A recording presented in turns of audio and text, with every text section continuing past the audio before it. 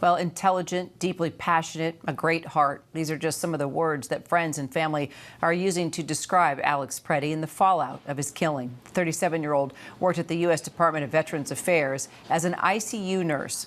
Here he is, calm and compassionate, while reading a final salute to a fallen veteran who was one of his patients. Take a listen. Today we remember that freedom is not free. We have to work at it, nurture it, protect it, and even sacrifice for it.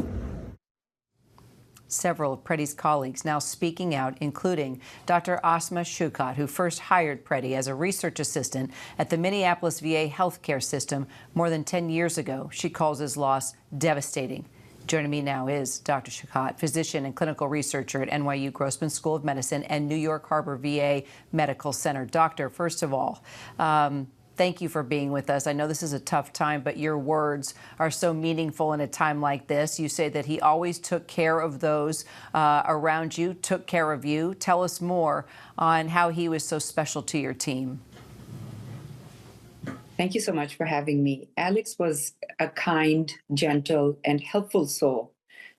He was part of our research team, was always willing to help others, and rise to the occasion if there was extra work to be done or somebody needed that extra assistance. He interacted really well with our patient veterans and anybody that was a participant in our clinical studies or was a patient at the hospital, kind of guiding them through their care, even directing them physically if they looked lost or didn't know where to go. So, Doctor, you told my colleague that you personally hired Alex despite his lack of experience, but because he was eager to learn, that drew you to him. You know, it's not often that that happens. Why do you think that he was different, and so much so that you were willing to take a risk? Yeah, it was how earnest he was. And he was just very honest that he didn't have much experience, but he was really eager to learn. And he expressed an interest to be in healthcare and take care of patients, particularly veterans who are a very vulnerable group of patients. And that really resonated with me. I really thought he was, meant for bigger, better things. So we took him on, and he was part of our research program for a number of years. And then he expressed an interest to go into nursing school. So I supported his application, and he still continued to work full-time while he was doing nursing school part-time. And then when it was time to be in nursing school full-time is when he left us.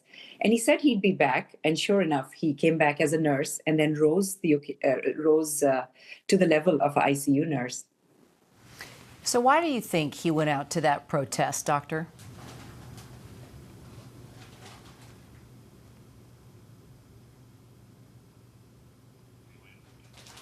I want to make sure you can still hear me. Sorry about that. We might have lost contact. Why do you think he went out to that protest? So knowing what I know of Alex, going to a peaceful protest to support his community, his neighbors, and what he thought was the right thing to do would be something that Alex would do. So I truly believe he went there to, express his views, fulfill his civic duties, and be a support to his neighbors and his community that he was seeing was being torn apart.